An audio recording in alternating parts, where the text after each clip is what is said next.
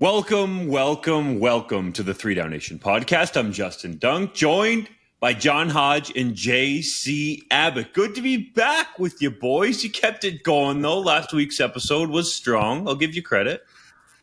We missed you, Dunk. We missed you. We did miss you. Nah, that's debatable. A lot of people don't. When you're not on the show, the average weight of our panel here almost doubles. So we appreciate you bringing down the average. Also, the average volume drops. So there is a trade-off.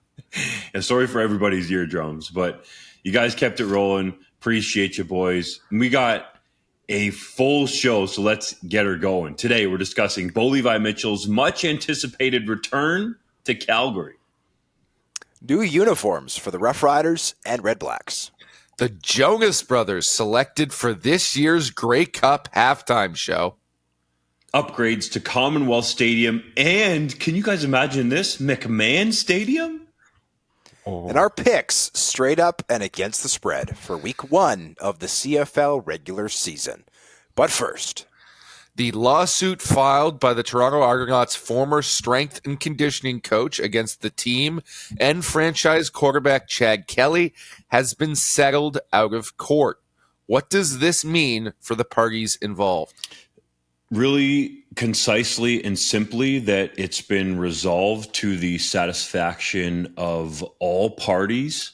3 Down Nation reached out to one of the plaintiff's lawyers, Andrew Monkhouse, who declined to comment on any of the details surrounding the settlement. So as far as the lawsuit goes, from the Toronto Argonauts' perspective, Chad Kelly's, and the plaintiffs, this has been filed and is done.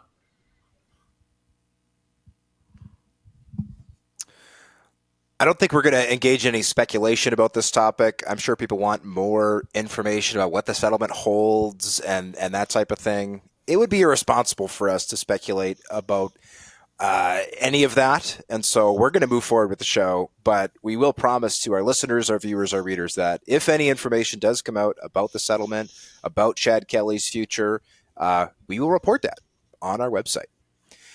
TSN released its top 50 CFL players list on Tuesday night, with Zach Collaros taking the number 1 spot for the 3rd straight year. Yes, it is Collaros. Get out of here with the Collaros. It's not Collaros. Set him straight, Hodge. It's Collaros. It's Collaros. And by the way, shout out to Derek Taylor. Winnipeg's new starting receiver is Ontario Wilson, not Ontario Wilson. I hope we get that right too, but we also got people out here saying Orlando Steinhauer after he's been in the league for 30 years. So I won't hold my breath. Was Collaros the right choice, JC? I believe he was. Now, I've seen some criticism of this online. I've also seen some people flabbergasted, cough, cough, Justin Duncan, how he didn't win MOP last year, but he can be somehow the number 1 guy on the CFL's top 50. Look, there's not necessarily a perfect criteria for how you're supposed to vote for this list. Everyone is given a little bit of free reign. But for me, I take into account the last couple of seasons, not just last year, and project it into how this guy is going to look going forward. I think if you take the sample size of the last 4 seasons in the league, Collaros looks or has been the undisputed top quarterback over that span. The top quarterback should always be the top player in the league because he is the most valuable player in the league. He makes the difference for his franchise. Now, I do think quarterbacks are overvalued slightly on this list. If you get into the nitty-gritty, some of the guys like a Cody Fajardo and a Cloud Bethel-Thompson probably didn't deserve to be included on a top 50. But Collaros is a different story. He is the guy. He has made the Winnipeg Blue Bombers what they are, and he is absolutely a deserving number 1. Hodge, how do you say it again? Collaros? Collaros. I'm saying it right? Collaros? You said it, JC Abbott, you said it wrong. Did I get it right? You confused me, Hodge. Collaros. I said Collaros. Okay, that one was better. They sound the same to me. I Well, don't I'm know. the one who edits the show, so I will listen back in an hour or so when we're done. I'm not good with names, cast guys. judgment. We know this.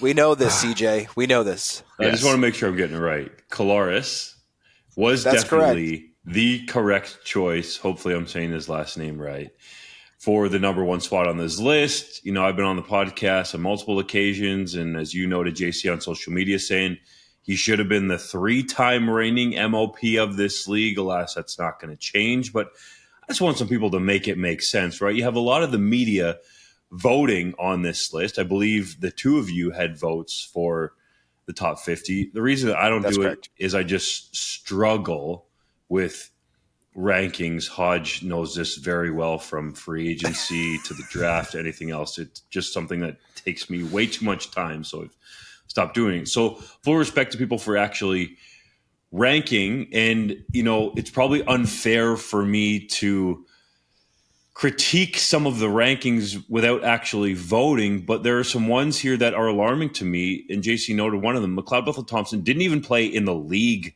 last year. Trevor Harris, with all due respect, started a handful of games for the Saskatchewan Roughriders and is on this list. So I think it's more of a name recognition, name value, more familiar name list might be the better way to put it. And if this was, let's say, a top 50 player ranking by individuals in the league who do this for a living in terms of the scouting departments, that's something that I would like to see be a component of this going forward. Is you can't rank your own players, but rank the top 40 or 50 players around the league that play for other teams. Put that together and have it have some weight, in this list. I think that would say a lot. Also, include the players' rankings in this formula as well, because there is no bigger respect than a player respecting another player for how great that they are. I think that could help out this list. It's never going to be perfect. Part of the reason that this list is so great is because you can have debates about guys being higher or lower, or who should be on the list or who shouldn't be on the list. But overall, I think having Zach Collaros as the number one rated player is absolutely the correct decision. He's the gold standard of quarterbacking in this era in the CFL. I did fill out a ballot. JC also filled out a ballot. For those, and also I should say Ben Grant and Ryan Ballantyne, both of them contribute for 3 Down Nation, also filled out ballots. I believe between the four of us, we accounted for about 10% of the overall voting. There were around 40 ballots distributed by TSN to various members of the media. The only criteria that were given before voting is you are expected to select a minimum number of certain positions. There's 5 offensive linemen you need to include, 4 defensive linemen, defensive backs, and linebackers, at least 3 running backs, 2 receivers, and then at least 1 quarterback and 1 kicker. The other note is guys have to be on a current CFL roster, so any free agents or guys in the NFL obviously can't count. And you're only given 40 slots. So the final roster is 50, but the ballots are only 40. Now, some guys who made my ballot that did not make the CFL's list or the list from TSN, I had Peter Nicastro, guard center for the Toronto Argonauts at 23. I think he's excellent. I also had James Vaughters at 25. Yes, he got hurt, but I thought he was dominant last year for the Calgary Stampeders coming off the edge when he was healthy. I also had Stavros Katsantonis of the Hamilton Tiger Cats at 33. Marc-Antoine Dequoy, I had him on my list. I didn't have him as high as he ended up being on TSN's list at 11. I thought that was too high for Dequoy. I do think he deserved to be the top-ranked safety, but I don't think he is leaps and bounds better than Stavros Katsantonis. I think that they are very close. By the way, Katsantonis, Greek last name, ends with is, just like Zach Collaros, another Greek last name. Katsantonis, Collaros, let's go. I'm not Greek, but I'm a big fan of their food. So, some things that I don't like about this list. JC touched on it a little bit. I'm going to rip the list for this. I hate that every starting quarterback, it seems, is on this list every year, unless they came off a really bad. Not year. this like, year, you have though. To be, man, there's 6 out of 9. Okay, 6 is still too many in my opinion. I don't like it when mediocre starting quarterbacks or middling starting quarterbacks are listed alongside like dominant defensive linemen. And I know that you could say, well, but like positional value, you'd much rather have the quarterback. Okay, fair enough. But there's nothing in the criteria about positional value. I suppose it's open to interpretation. But to me, I try to rank these players as true talents, not by positional value. Cody Fajardo at 19 is a complete joke, in my opinion. Mm-hmm. And I want to preface this by saying that Fajardo deserved wholeheartedly to be the Grey Cup MVP. He had a sensational game, was a worthy champion in the 110th Grey Cup in Hamilton. With that being said, we're talking about a guy who threw 14 touchdown passes last season in 16 starts. Cody Fajardo has never thrown for more than 18 touchdown passes in a season. And back in 2019, when he was a legit MOP candidate with the Riders, he at least rushed for 611 yards and 10 touchdowns that season. He was dominant on the ground. Last year in Montreal, he ran for 341 yards and 3 touchdowns. Like, this is a guy who combined rushing and passing had 17 touchdowns, and yet he is the 19th best player in the CFL. I'm sorry. This is not a Grey Cup list. This is a overall players list, and having one great game should not get you into the top 20. That was the pick that most stood out to me. I do also want to run down, and this is all in our reporting at 3 Down Nation, the guys who were on the list last year who fell off. There was a ton of them, but some of them were ranked really high last year. Kadeem Carey was number 3 on last year's list. Fell all the way off. Lorenzo Malden, the 4th, was 7th. Fell all the way off the list. Dominic Rhymes, receiver, formerly the BC Lions, now with Ottawa, was 11th. William Stanback was 14th. Bo Levi Mitchell was 20th. So a lot of guys falling off. And that is a reminder, by the way, every year there's some top dogs who hit a wall, fall off the list. Presumably that means somebody's going to fall off the list this year. I'm interested to see which of the top players hits a wall in 2024. I'm not rooting for it, but it's inevitably going to happen. Yeah, there were some big names that remained on the list that I thought were either wildly undervalued or wildly overvalued. And to me, the one that jumps off in particular is Anthony Lanier II of the Saskatchewan Roughriders. You look at the analytics and the PFF numbers, as good at generating pressure as anybody in the league. I had him in the top tier of defensive linemen in my top 10 alongside the likes of Folarin Armolade and Jake Serezna. He's at 49 on this list. Clearly, there wasn't a lot of love for guys who played in Saskatchewan last year. But also, you look at a couple of Montreal Alouettes and Reggie Stubblefield and Mustafa Johnson. Yes, new guys just coming onto the scene, but who were as good as anybody in the league last year. I would argue absolutely top 20 players, and they're at 49 and 40, or not 49, 43 and 40 respectively. That is way too low for those two players in my mind as well. And then up in the top 10, Willie Jefferson is still hanging on up there in that top 10. He's a fabulous player. He was on my ballot, don't get me wrong, but I didn't have him in my top 10 anymore. Those guys I thought were in the wrong spaces, and there's a number of other names that you could point to on this list. I know the other one that a lot of people have commented on social media, and we touched on him off the top of the show, is how you rank Chad Kelly, right? He comes in at number 5 on this list. Voters were given specific instructions to base this exclusively on talent, or how they would rank this list based on the way that players perform on the field. That didn't change how I would rank him. He was not in the 5 spot for me. He was not in my top 10. I didn't see him as that type of player, but I know there was a bunch of debate among our contributors as to where they would rank him. I wonder where you guys think the appropriate spot was for Chad Kelly.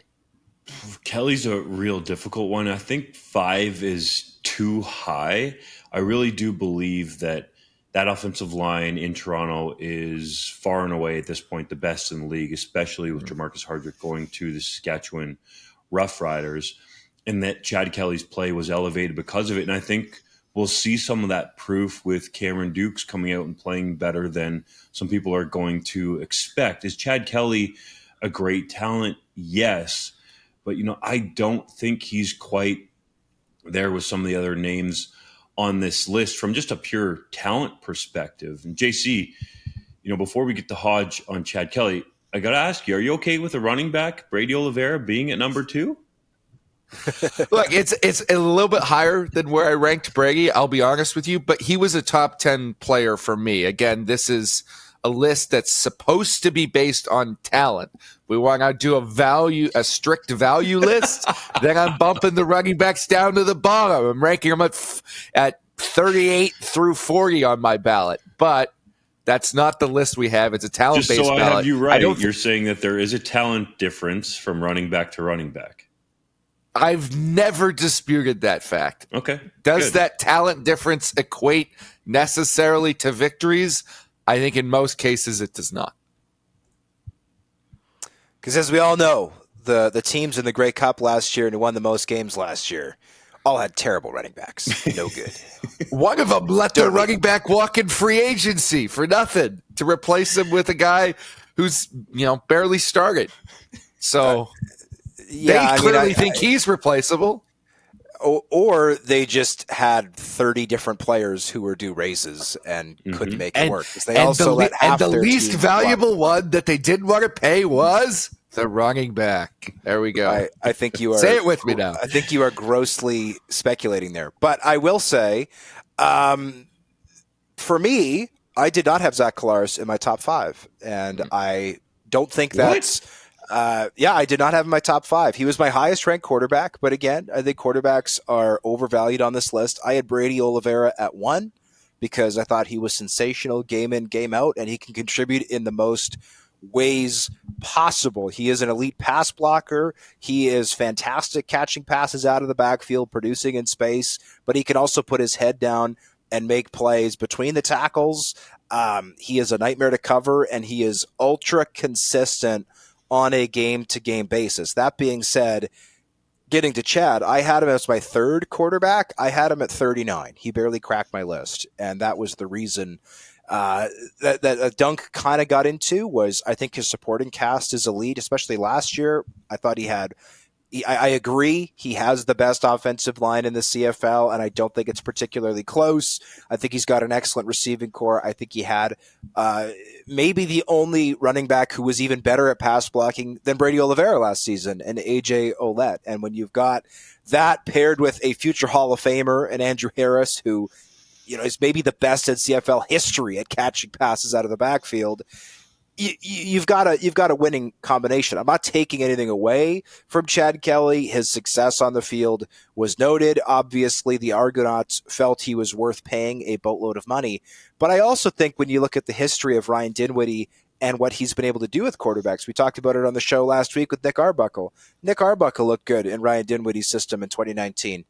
Bo Levi Mitchell, the last time he looked good, he was playing in Ryan Dinwiddie's system.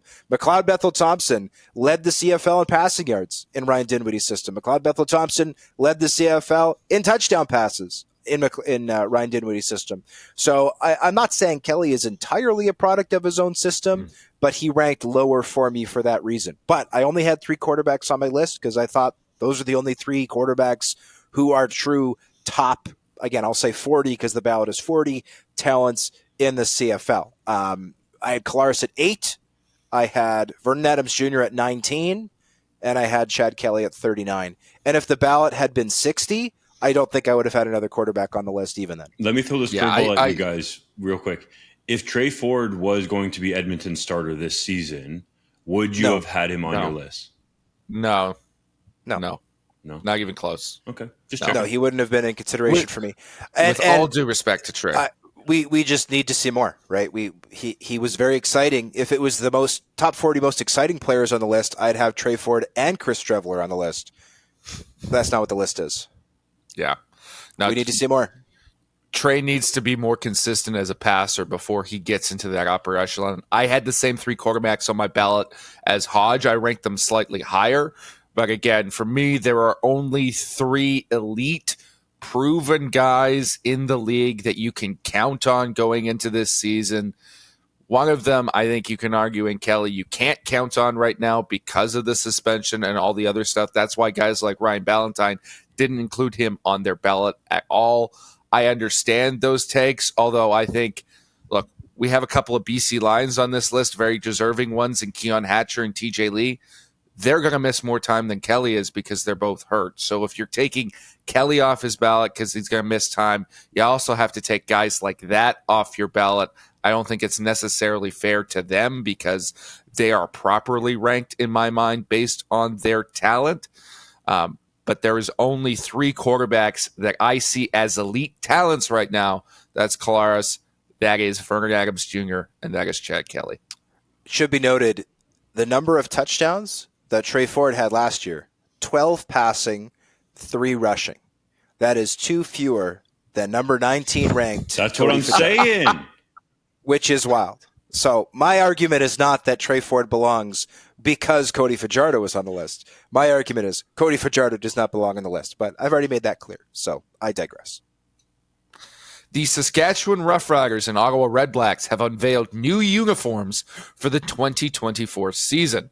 The Riders' obsidian green alternates feature dark colors and a new S logo on the helmets, while the Redblacks' retro-inspired home jerseys harken back to the days of the Roughriders.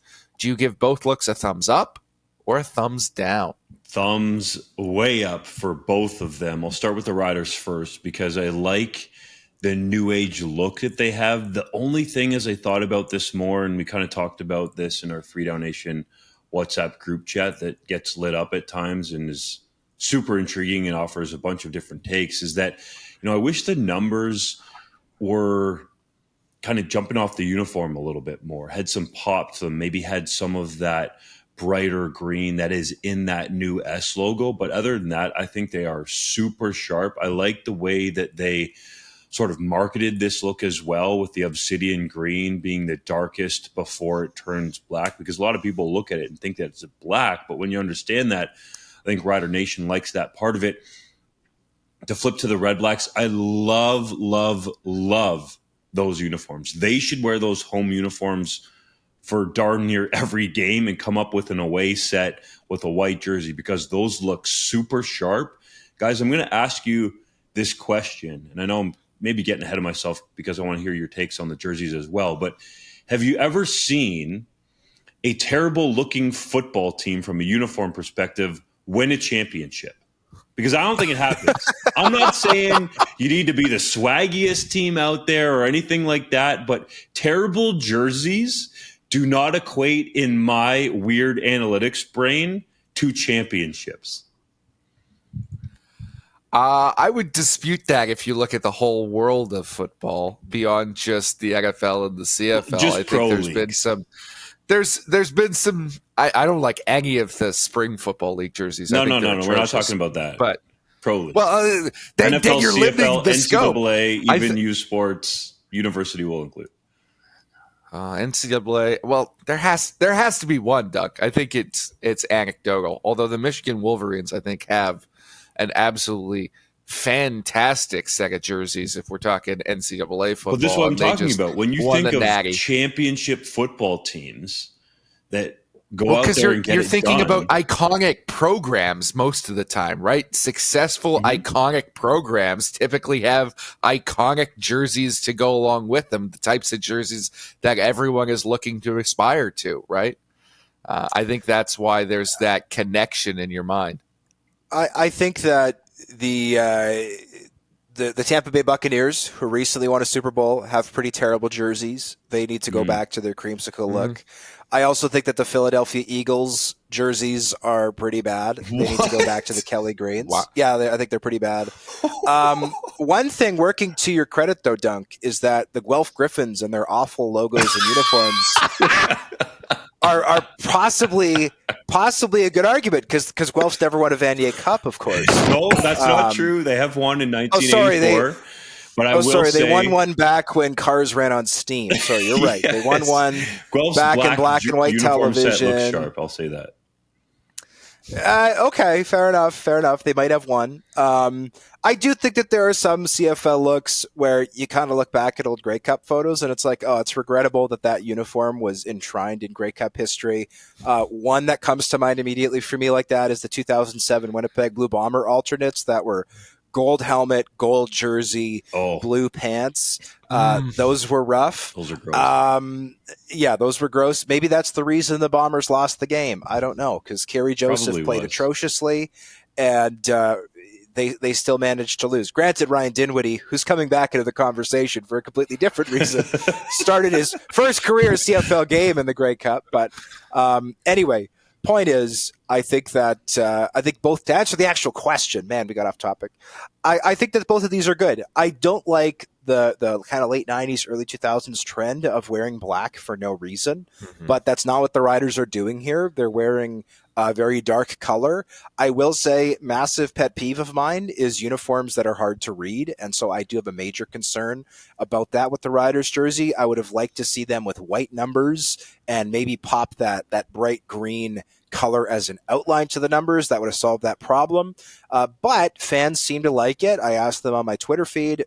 The vast majority of fans of Saskatchewan or otherwise seem to give them the big thumbs up. And I do think that the Redblacks are a big thumbs up. I will say the Roughriders back in the day wore super slick uniforms, and I like that Ottawa is embracing those. I don't know why they didn't just immediately do a modernized version of that when the Redblacks came into the league in 2014. If you look at a team like Winnipeg, for instance, their look has gotten super slick since they just did a modernized version of their classic look. I think the best jerseys, arguably in the CFL, are the Riders throwbacks, which are just a slightly updated version of the Ron Lancaster era of the Riders. I think anytime you can go back to history and just give it a little modern twist, a little modern flair, that is a huge recipe for success. And it's nice to see the Redblacks doing it with their home jersey. I hope they soon do it with their away uniform and even alternate uniform, because the Russ Jackson era, you Google pictures of Russ Jackson, those uniforms are slick. Those uniforms are Ottawa football. I know that those teams didn't always have a ton of success, but guess what? Neither have the Ottawa Redblacks. So let's go back to history. Let's have some beautiful looks in the nation's capital. I like both of these. I love the Riders jerseys, and I understand the criticism about the numbers and them not being legible from up on high, but that's for people like Dunk to worry about. I don't care about that. I'm just watching football, and I think it's a unique color that you don't see on the field, a unique look that is entirely theirs. That's the type of thing that a new uniform should have. As for the Redblacks uniform, I'm typically a fan of retro uniforms. I'm a little bit lukewarm on this one. What, I bro? don't love the trend of just focusing on black in all uniforms. I know it's fitting in this case because the old Rough Riders used to wear that. So I don't hate it. Don't get me wrong. It's not a bad uniform, but there's nothing about it truly that made me pop. It's just a little bit simple for my taste. Man. Now, it should also be noted there's going to be at least one more set of new uniforms announced later today after we've already recorded the podcast with the Edmonton Elks putting out their own retro uniforms. I'm very excited to see what those look like because I think Edmonton has one of those iconic classic looks we talked about. And if they can pay homage to that, that could be a truly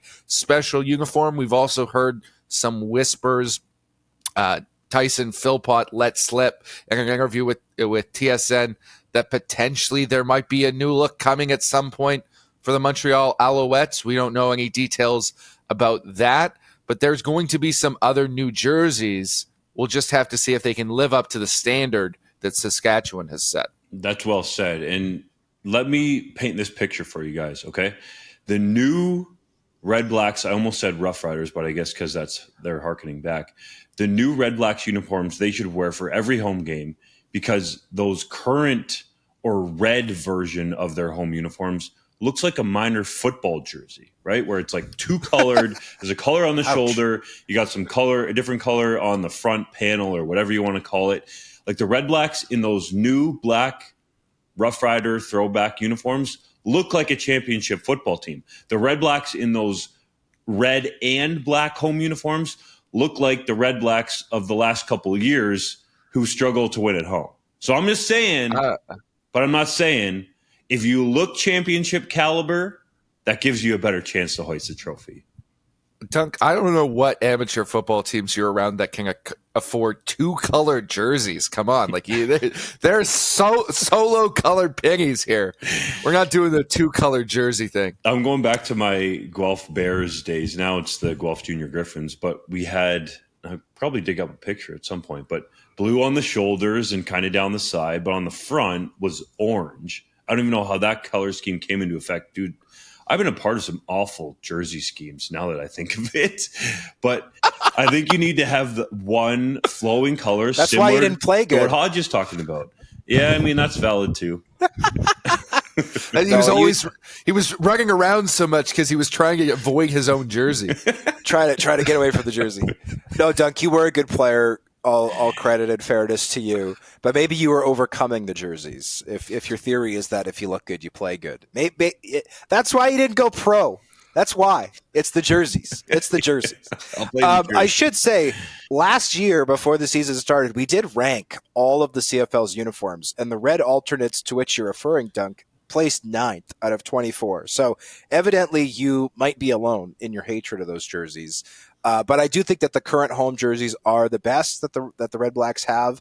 I will also say on a league-wide, thought, I think it's nice when Ottawa's wearing lots of black because with Montreal incorporating more red into their look and with the Calgary Stampeders really embracing red and white, I think it's nice to have a team that wears mostly black just to kind of spread things out. I remember growing up as a fan of the CFL when we had 8 teams and 3 of them were wearing navy and thinking, even as like an 8-year-old, this is kind of dumb. We should probably not have almost half of our league all wearing navy blue. And fortunately, the Bombers no longer wear navy and the Montreal Alouettes do still wear navy, but with more other colors in the mix. And the Toronto Argonauts now wear what I believe they call their Oxford blue, but most people call the baby blue or the sky blue or whatever you want to call it, the lighter blue color.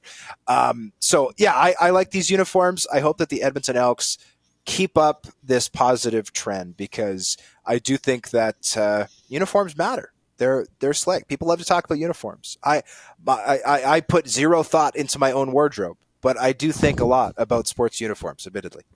We'll get you in some Lululemon here at some point in the future. Well, hey, we'll have to wait and see.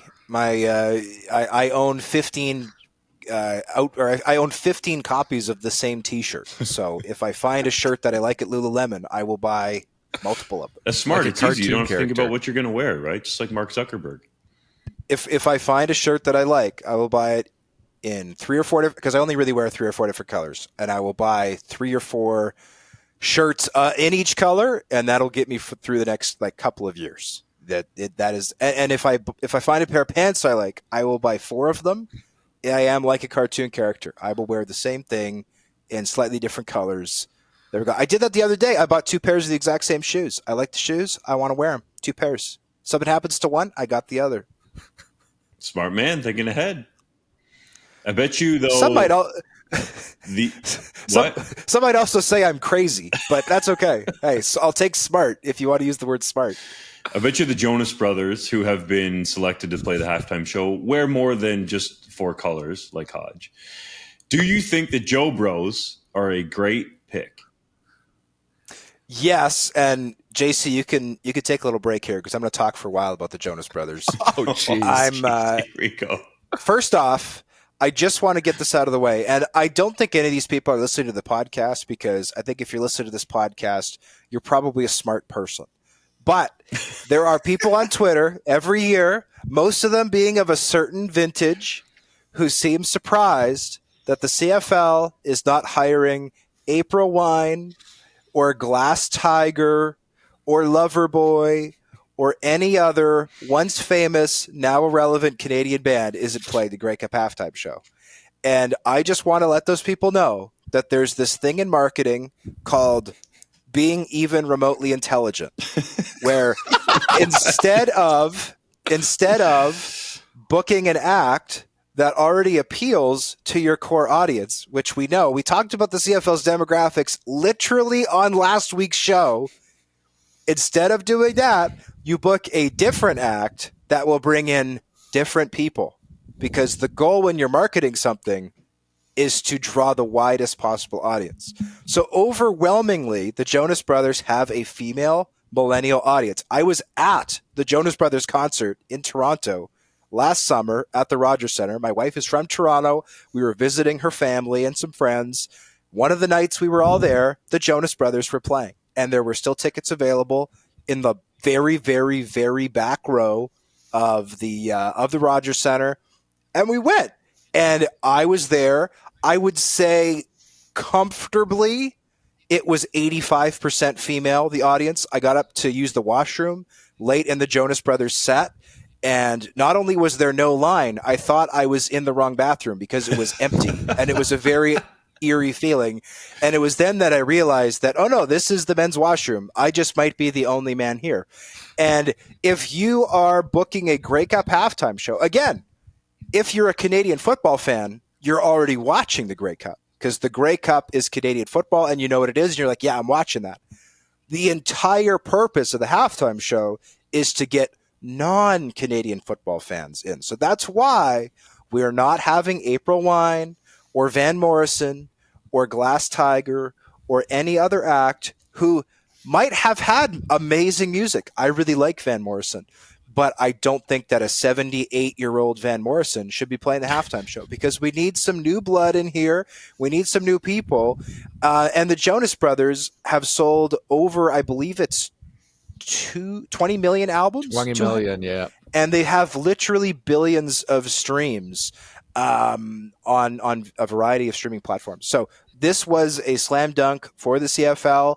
I think that they are very intelligent for getting this out early, and that was something super interesting that came out of Randy Ambrosie's speaking to the media in Vancouver. Credit to you, JC, for being there on Monday, where he said, we have an article up down at 3downnation.com right now, about the CFL being committed to announcing these acts earlier, not only as a way to spur ticket sales, but because they want to ensure they don't have a situation like they obviously appeared to have had a couple years ago, where they are left twisting in the wind. Their commitment is they want to have an act signed, sealed, and delivered by April 15th. So this was actually agreed to 6 weeks ago. It was only announced late to help spur ticket sales, and I think that absolutely has happened. The Jonas Brothers have millions and millions and millions of followers all over social media, and they are pushing out the CFL and the Grey Cup as we speak, which I think will help BC Place sell out sooner. So kudos to the CFL.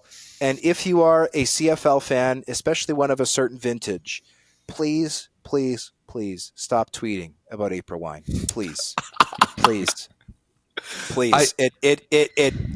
It deeply offends me. Please, please. I beg of you. I beg of you, please. Oh, and also, Rush broke up like 10 years ago. So please stop saying Rush. Neil, if you want Neil Peart to play drums, you're going to need a Ouija board and some black magic, because he has been gone a long time. Please stop suggesting Rush. Rest in peace, Neil Peart. Incredible person, incredible drummer. He's not playing Grey Cup. I'm sorry. I'll be entirely frank. All of these acts that you have mentioned, Hodge, no idea who any of them are. No clue. This 27-year-old does not know who April Wine is to save his life. But you know what? I know who the Jonas Brothers are. They're not my favorite type of music, but they are extremely popular. And I should also add, I think a lot of people's perceptions of the Jonas Brothers was informed of their work a decade or more ago when they were legitimate teeny pop. You've got the promise rings on the finger, very clean cut, all of that. They are a different musical act now. They have a different type of music than they did when their demographic was 12-year-old girls. Those girls are now in their late 20s, early 30s. They like a different type of music. And while they still appeal to that demographic, you're not going to get teeny bops for the Grey Cup halftime show. I think this was a fantastic move by the CFL and by the BC Lions for all the reasons you pointed out, Hodge, to bring people into the building. And I have a little experience with this because the last Grey Cup I went to as a fan was in 2014. The last time it was here in Vancouver. And I got a chance to go to that game with my entire high school football team. Do you know why we got to go to that game, gentlemen?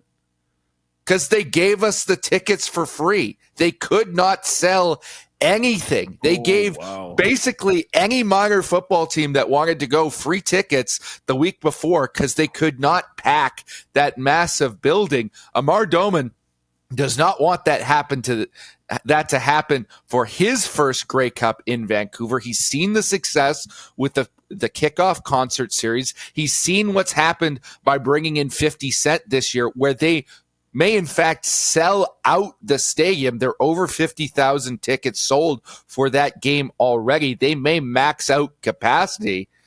And they're trying to do the same thing here for the Grey Cup game, and everyone's going to be better off for it.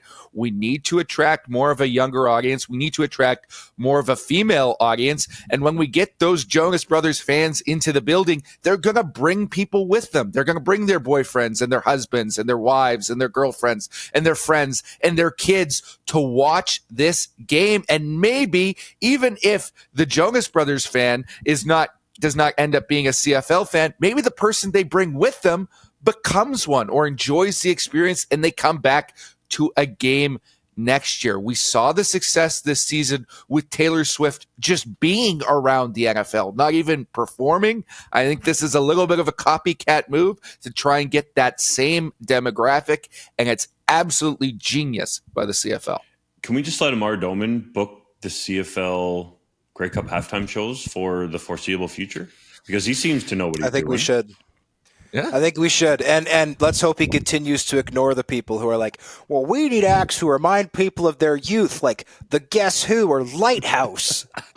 Like, well, the way I do know who the Guess Who is. The way that time and JC did, I think, an exceptional job of explaining this phenomenon of time, where people who were children 15 years ago are now adults. Because that's how time works. You get older with each passing year, I might add. So if there was an act that was popular with children 15 years ago and you're trying to get young adults invested in your league or your product, you should hire someone who was really popular 10 to 15 years ago. Because in fact, those children who were children are now young adults. And dare I say that 10 or 15 years from now, we could potentially even see the Grey Cup holding acts at halftime that are popular for kids right now, because that again is how time works. We all get older every year. That happens. Hodge, except for Dunk, he stays the same. Except for Dunk, that's true. He stays the same. There's some people out there that think you get crankier with age, but I think we all disagree with that, right, fellas? I think that there are some people who are old and who are cranky who are probably just always cranky. Yeah. That is probably true. I don't know, though, overall, if we get cranky or not. Just one note before. Tweet at us. Yeah, let us if know. we get crankier. But one note before we move on. You know, the Super Bowl, and I'm not comparing Grey Cup to Super Bowl, but has gone to the point now where they have a pregame act. So I wonder if the CFL is looking at that going, we want to get a big halftime act, but perhaps they're looking into getting bigger name pregame acts as well, like the Super Bowl is doing. I'm not saying that they should be compared or that they're in any way the same, but I'm just wondering if that conversation is happening behind the scenes, because we've seen the success of what Amar Doman has done. Who could have thought that you're going to sell out the BC Lions home opener by getting 50 Cent, and how much that could impact ticket sales with a great act for the halftime show for the Grey Cup? Perhaps, guys, it would be a great thing if they didn't have to give away those tickets to minor football teams in whatever city they're having the Grey Cup in, that they could actually have to go to the trouble of adding more and more temporary stands at some of these other stadiums around Canada. Yeah, I think the pregame concert or a kickoff act like they do for the Super Bowl would be really intriguing. I think the thing that was clear in my conversation with Ambrosi on Monday was that this move to announce the halftime act earlier or sign them was preempted because there's been massive changes in the music industry, and it's really hard to sign those acts right now because they no longer have the incentive that they once did to perform at these big events for a reasonable fee, because it's going to spike your record sales with a bunch of new eyeballs on your product. People don't sell records anymore. So if you're not on tour selling tickets, you're not making money. So it's not the same proposition for these acts as it once was. If you're going to sign a kickoff act, you've got to get it early, just like they did with the halftime show act here. Well, one group that's available for the pregame show at Grey Cup is April Wine. Let's make it Who happen. is April Wine? They were one of the most popular Canadian bands. It's a band? It's not a person? I thought it was just one woman. No, and I believe it's a group of men. JC. You can make everyone happy. Astonishing. Pre-game, halftime, post-game, sign them all. CFL teams have made their final roster cuts for the 2024 regular season, with players such as BC defensive back Marcus Sayles, Calgary strong side linebacker Titus Wall, Saskatchewan QB Mason Fine, Montreal receiver Tevin Jones, Hamilton defensive end Mason Bennett, Edmonton linebacker Tony Jones, Toronto defensive back Tavares McFadden, all being released. JC, who was the biggest surprise of cutdown day for you? I think all of these guys were a surprise, but Sayles was the largest one in my mind. This is a guy who is a former CFL All-Star, who's among the highest paid DBs in the league. That's probably part of the reason why you move on from him, is to save a few bucks when you're up against the cap. I know the BC Lions are extremely high on the young players they've got in their secondary. It's likely that they're going to start two rookies for the season opener in cornerback Jordan Perryman and halfback Ronald Kent Jr., who's going to replace Sayles. But this was still a big surprise for a guy who's been very good for that franchise for the last number of years and is highly touted around the league. Of course, almost instantly signs in Saskatchewan, and I'm sure is going to make an impact for them. The other guy I was shocked by is Tevin Jones out in Montreal. Big free agent signing for a team that maybe doesn't have that big-time outside threat at receiver. I thought he was going to step in seamlessly for them. He gets cut as a 31-year-old because Charleston Rambo comes in and has a hell of a preseason, looks like an absolute stud, and will earn that starting role in week one, much as Austin Mack did. I thought those two moves were the most surprising, but also intriguing for the potential they give to the players behind them. I don't think there was anything really surprising here, to be quite honest, outside of Marcus Sayles. And the reason I say that is because Sayles said that he had multiple teams hit him up right away after he was released and got to kind of decide where he was going to go next based on where he felt like he could win, and ultimately chose to sign with the Riders. I think they got a steal to be able to get him. The Lions might not feel the same way, but I still think he's at an age where he can get back to that CFL All-Star level in some form or fashion. And if you're Corey Mace, the defensive coordinator,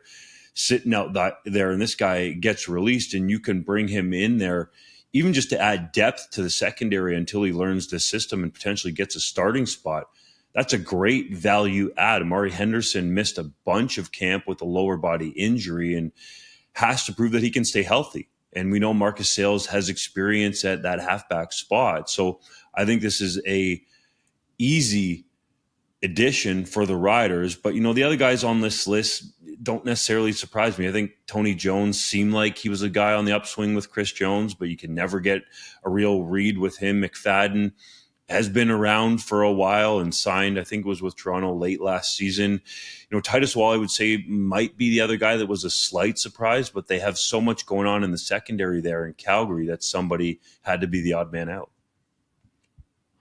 To me, Sales and McFadden were both big surprises because of extenuating circumstances at their position, right? We know TJ Lee might not play at all this season. He has manned one of the halfback spots at BC for a decade. So one would think they'd want their other halfback to be locked and loaded. That wasn't the case. Same thing with Tavares McFadden.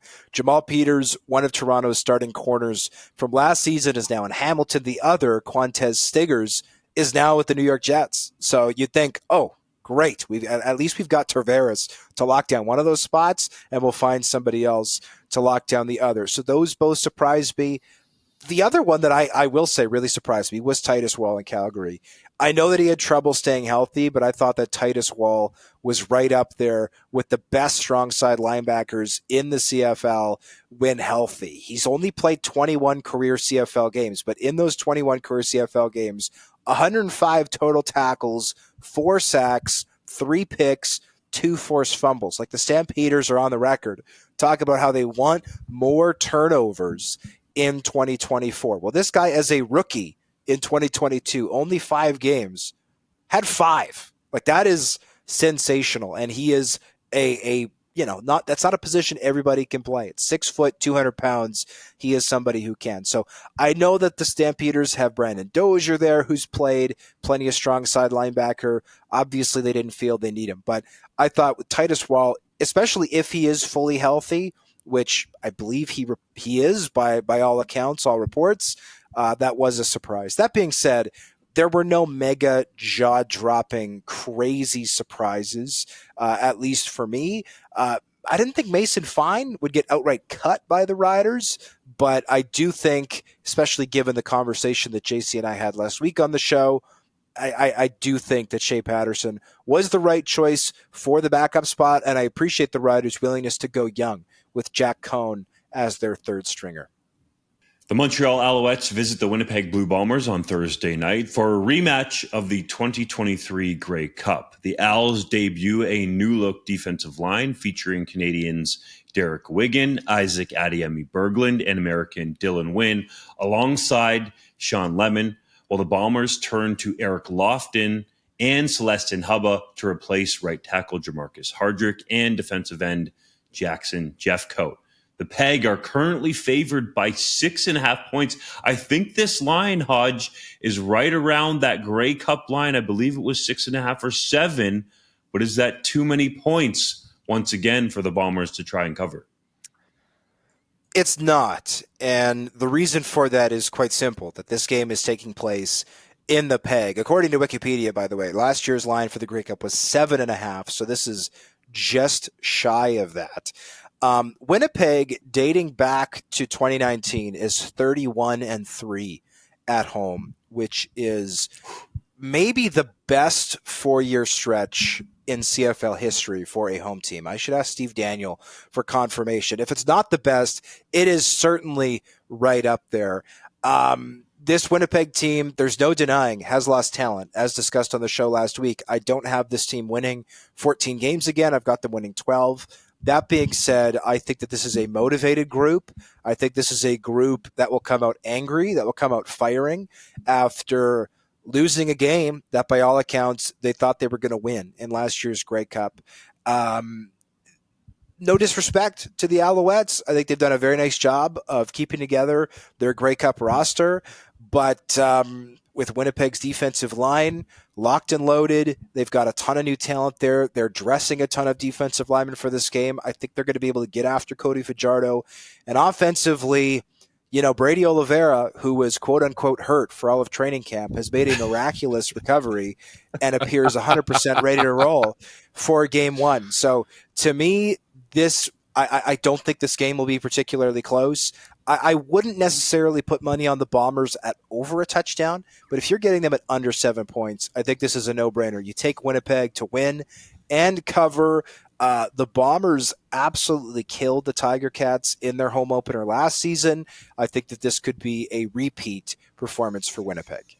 Yeah, I see this exactly the same way as you do, Hodge. This is going to be a fired up Bombers team that's looking to avenge last year's defeat, and they get a chance to do it not on the road, but in their own home stadium, which I believe right now is the hardest place to play in the entire CFL. That bodes very well for this team, even if they've got a few new faces in new places. I also think we're just overvaluing the Montreal Alouettes a little bit right now because they're coming off that fantastic finish to last season and that Grey Cup victory. This is still a team that isn't going to blow you away offensively. They're going to control the ball. They're not going to commit many mistakes. And their defense is going to be exceptional, but they're not necessarily an explosive, dominant team that's going to come out and win 14 games. That wasn't the team they were last year. It's not going to be the team they are this year. They are going to be 10 wins, middle of the pack, top of the East type of deal. And the Winnipeg Blue Bombers, I believe, are still better than that. I'm taking Winnipeg and all the points. Bo Levi Mitchell makes his long-anticipated return to Calgary on Fridays. The Ticats visit the Stampeders at McMahon Stadium. Mitchell did not play in the only game between the two teams last season and is excited to face his former franchise, though he said he holds no ill will against the Stamps. Hamilton is a short road favorite in this one at around 1.5 points. Cheese. Can the Ticats win and cover? Do I have to pick someone for this game? Because I think they both should lose. I am not a believer in either of these franchises right now, and I don't think the margin between them is very large either.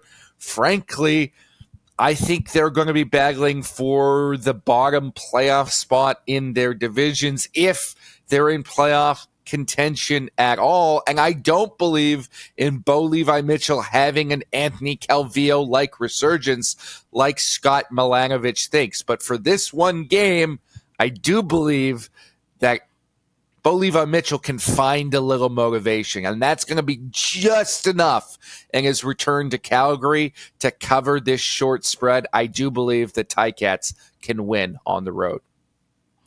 I am going to be taking the home side here. I've got the Calgary Stampeders, and the reason for that is if there's one thing the Stampeders did really well in 2022 that they need to get back to after a disappointing 2023, it's running the damn ball, right? BJ Emmons had a very good preseason. Peyton Logan was, I think, is one of the most explosive players in the CFL with the ball in his hands. And Dedrick Mills, I think, is solid. Hamilton has a lot of questions in their linebacking core, right? Gone, of course, is Simone Lawrence, who retired. Also, they have some more questions since the retirement of Jordan Williams. I think that unit could be potentially susceptible to the run. And this is not going to be a high-scoring game, right? I don't see this as a big, flashy, high-scoring game. I see this as a bit of a slugfest. And at the end of the day, I trust Calgary's secondary a little bit more than I do Hamilton's. The Stampeders spent a lot of money in their secondary this past offseason with getting DeMario Houston in there. They've completely revamped that unit. I will take the Stampeders, though, again, I think this is going to be a very tight game. The Saskatchewan Roughriders and Edmonton Elks match up on Saturday at Commonwealth Stadium with the green and gold around 2.5-point favorites, depending on your sportsbook. Despite winning only 2 home games last season, fellas, at least they stopped that dreaded long home losing streak. Trevor Harris makes his much-anticipated return from a tibial plateau fracture for the Riders, while McLeod Bethel Thompson, the law firm, makes his debut for the Elks. Hodge, who you got? I've got the Saskatchewan Roughriders against the spread. I would love to get at least a field goal, but if it stays at 2.5, I'll still take the points because, frankly, I think this game is a coin flip. I do think that McLeod Bethel Thompson will get Edmonton out of the basement in the West Division. I've got the Elks at 7 wins this season. I do think they could win more than that. One thing I will say, though, is I do think that the Riders are overvalued right now, which is why I'm taking Edmonton straight up. Even if they just sneak this win by a rouge, by a safety, whatever. I have seen, and I was taken aback, frankly, in our predictions article that we did for all of our contributors at 3 Down Nation. Please look that up on the site. People talking about Corey Mace completely turning the Riders around. I just want to give a sobering reminder that Corey Mace has coached 0 games in the CFL as a head coach, and also remind people that Craig Dickinson led Saskatchewan to a 3-1 start last year and a 4-1 start in 2022. Now, do I think the Riders are better than last year? Absolutely. Do I think Corey Mace is going to be a good head coach? Absolutely. But I need to see it to believe it. And there is recent precedent for the Riders starting hot and then collapsing. So I don't want to see anybody planning the victory parade if the Riders do in fact win. They literally beat Edmonton at Commonwealth Stadium in week 1 last year. Let's temper our expectations. I know that's hard to ask of Rider fans, especially after a couple of tricky seasons, but let's not plan the parade. Let's just go in here and see what we got. Let's go in. So I will take Edmonton straight up, but against the spread, I may as well take a couple of points with the Riders. Let's quickly recap what you just said there, Hodge. Saskatchewan has started both of the last 2 seasons hot. They beat Edmonton on the road last year in the season opener. Oh, and they're better than they were last year. This isn't a coin flip. If it is, the coin's weighted. Come on. The Saskatchewan Roughriders are going to go into Commonwealth and win this game. I love that the Elks have McLeod Bethel Thompson. Sure, they'll be better on offense as long as he can stay upright. But that defense is a bunch of nobodies right now. I don't trust them at all, and I certainly like the additions that the Saskatchewan Roughriders have made. I think AJ Ouellette is going to absolutely ram it down their throats in this game. Trevor Harris may not take a hit the entire evening. I'm taking the Riders no matter what the line is. JC coming strong, so you're saying take the Riders alternate spread, get some of that cash money value, baby. While you're fired up, JC, just for the record, it's Ouellette, not Ouellette. Potato. Hey, we know what you're saying. He's mispronouncing his own last name, historically speaking. But you're allowed to pronounce your last name however you want, and it's Ouellette. The BC Lions visit the Toronto Argonauts on Sunday, where the Leos are 5.5-point road favorites, potentially, due to the fact Chad Kelly has been suspended for at least the first half of the season, pending a potential appeal. Vernon Adams Jr. was 3 Down Nation's consensus MOP pick this year. I can't understand it, but I guess it is. And aims to get off to a hot start despite not having Keon Hatcher in the lineup due to an Achilles injury. Cameron Dukes gets the start for the Double Blue. JC, can the Boatmen overcome a wide spread? Look, I can't in good conscience pick the Toronto Argonauts for this game simply because Cameron Dukes is at quarterback. I think this is an incredibly talented Toronto team right now, but that is a huge question mark going up against a pretty good BC Lions squad in a game that matters. It's not a game where you've already secured your playoff spot like he played in a lot last year. I do not yet trust Cameron Dukes. I hope he proves me wrong, but I do think the Argos can cover here because I have a lot of questions about the BC Lions that need to be answered. That receiving core is going to look different with Travis Fulham and Aiden Eberhardt starting in there. We don't know what those guys will look like. They drew rave reviews from the coaching staff in training camp, but we need to see them on the field. And we also don't know about that secondary where there's going to be 2 new rookie starters as well. I think the Argos, with all the talent they have around Dukes, can threaten the cover, but I'm still taking the Lions straight up because Vernon Adams Jr. is a legit elite quarterback, and you always take the better quarterback in these matchups. I think that the Toronto Argonauts are going to be better than a lot of people suspect, and that is because they have the best offensive line in the CFL. I also think with the addition of Jake Serezna, they quite possibly have the best defensive line in the CFL. And if games are won in the trenches, then I think they're going to win a lot of games based on that alone. That being said, I think I would be a hypocrite if I chose Vernon Adams Jr. to be the MOP of the CFL, the BC Lions to win the Grey Cup, both of which I've done this season, by the way, and not pick them to win and cover in week Hodge, one. what are you smoking out in Winnipeg? I'm smoking a lot less than they do out in Vancouver. But I think that the Lions can go into BMO, which, by the way, after all the fans showed up and then left horribly disappointed in the East Final, I don't think is going to be packed. I don't think will be a raucous atmosphere. I think that the Lions can go in there and win by a touchdown. At some point, we're going to see Cameron Dukes make a mistake. This is a guy who has started 2 CFL games in his career. Yes, I think that Ryan Dinwiddie's system is great, and I think it's quarterback friendly. Yes, this team has a lot of talent still, but I think that the Lions are going to win this one. Again, I still think the Argos are a playoff team. I think they'll win more games than a lot of people expect. But this is a really tough matchup to start the season. The Lions are on a mission. I have them winning this game and covering, not blowing the Argos out. I'm not saying this is going to be a 25-point victory, but I think they can cover 5.5 points. Hodge, man, you are eating a bunch Yes, of I am, points always. in week one. I know you like eating, He's a hungry there's man. some big spreads that you have no problem giving in week one. And I'll just say for the record, I believe there is value on the Argos plus the points on the spread and also the money line as underdogs. You noted it, Hodge. I thought you were going to pick the Argos in this game. They have the best offensive line in the league. I don't think that's up for a debate. Arguably, there's the potential there for them to have the best defensive line in the league. So I think the Argonauts are being undervalued in this spot. I would think long and hard about taking them on the money line.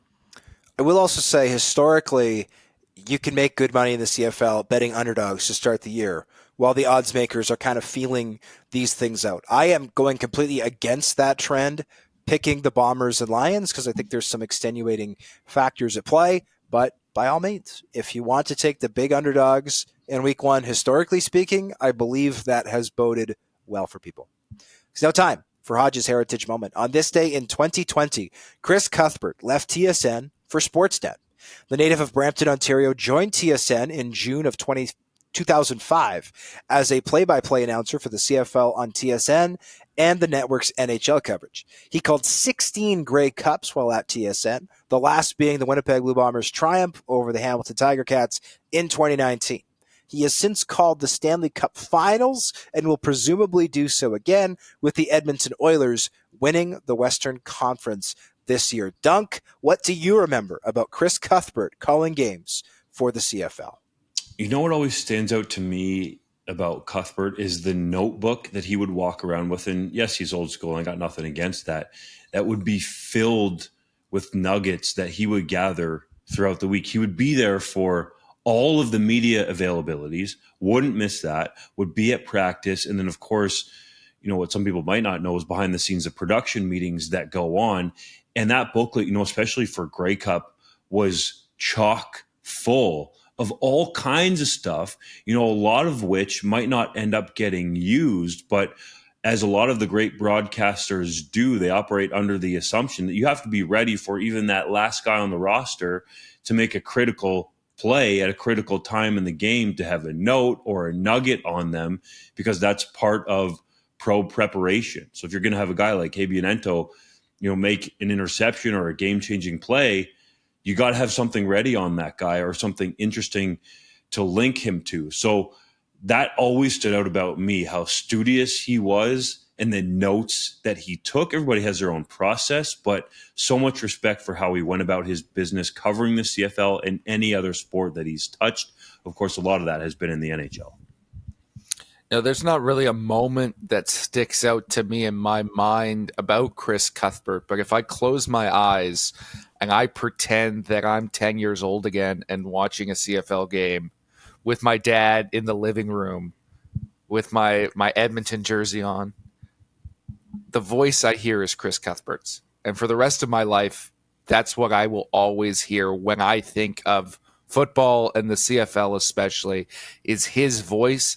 He represents my childhood as much as anybody, and I deeply miss the fact that we don't get to hear him call football games anymore. When I tune into the Stanley Cup Finals, or on the rare occasion when I do watch hockey during the rest of the year and I hear Chris Cuthbert's voice, it is like a kick in the gut of nostalgia, even on the ice instead of the gridiron.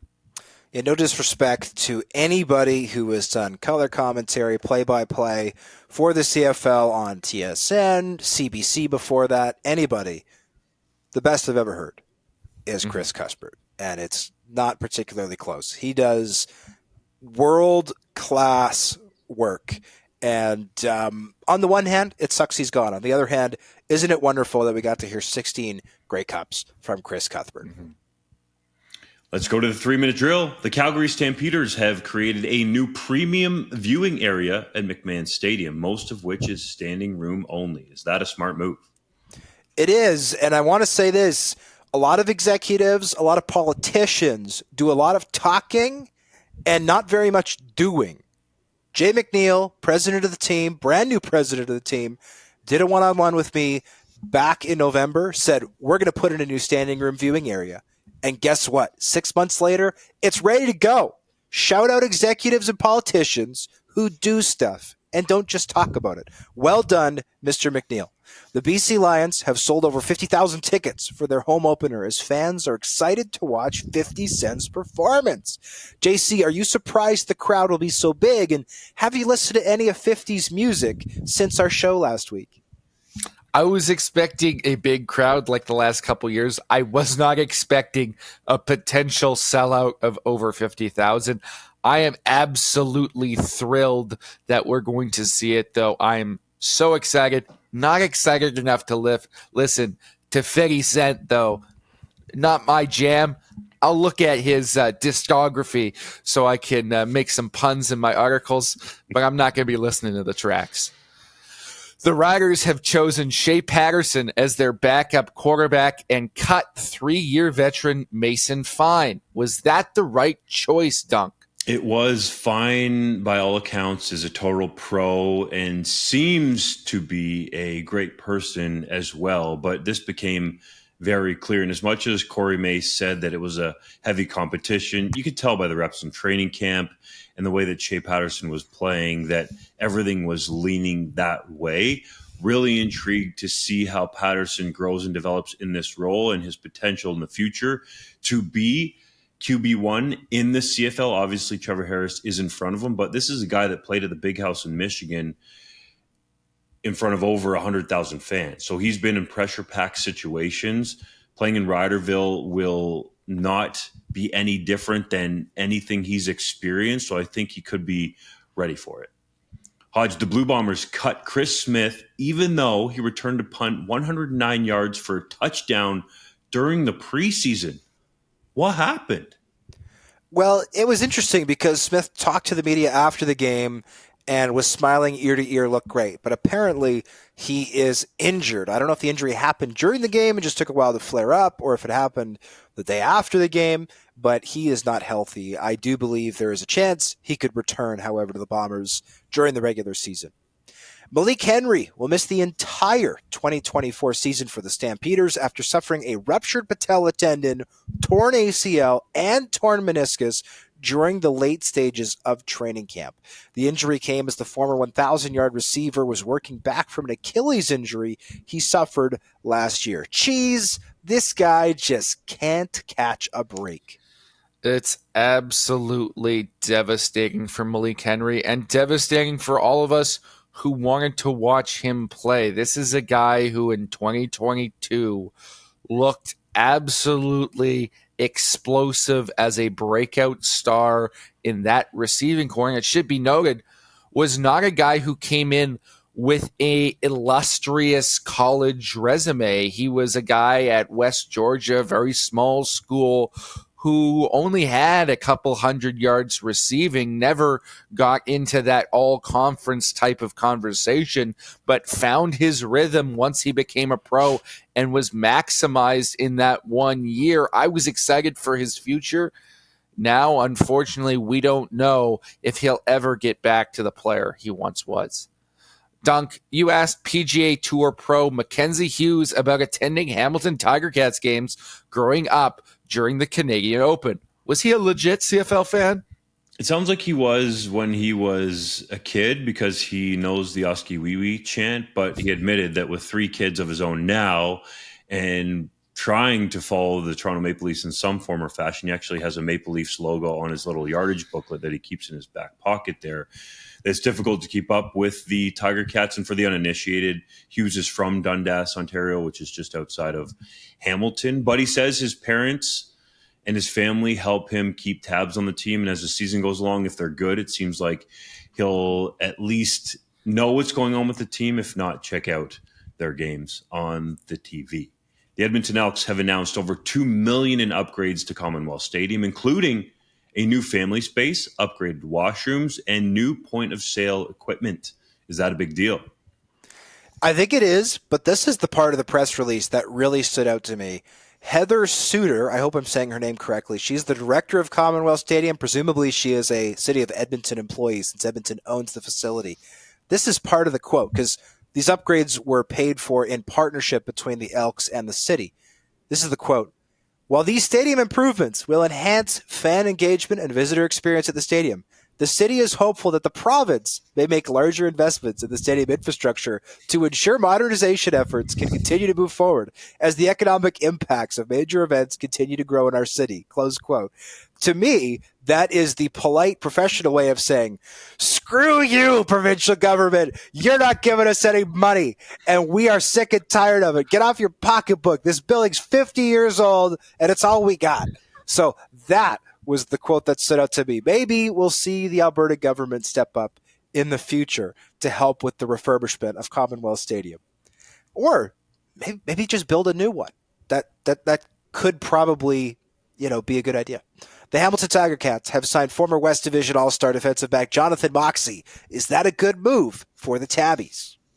Yeah, I think it's a fantastic move for the Tabbies. I was shocked to see Moxey released before the start of training camp, and the Ticats have some great players in their secondary with Jamal Piers and Richard Langer and Stavros Katsantongas, but Dexter Lawson Jr. and Kenneth George Jr. at the 2 halfback spots, those were some question marks for me. So getting Moxey in the building, potentially getting him into that starting lineup, I think is a big upgrade there.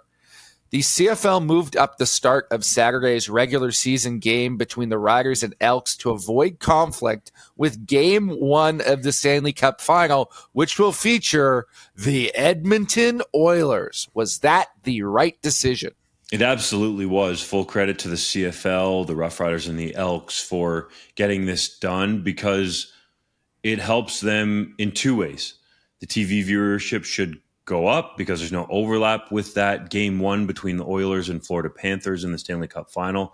And from an attendance perspective at Commonwealth Stadium, it allows fans who are following both teams in Edmonton and some of the Oilers fans who might also be counting themselves among Rider Nation to take in both games, enjoy them both. Very smart. And I like how everybody collaborated. Imagine that in the CFL to get it done. We thank you, as always, for listening to the 3 Down Nation podcast. We will be back next week for another episode. Enjoy week 1. And if you want to know the winners of the games, just rewind the podcast and listen to my picks. Ignore JC's. Just listen play it to back mine. Next week to tell Hodge he's wrong. That's at John D. Hodge on X. If any of my picks are wrong, the games were rigged. They're just rigged. If my picks are right, then they were legitimate, well-played, fair games. That's how it works.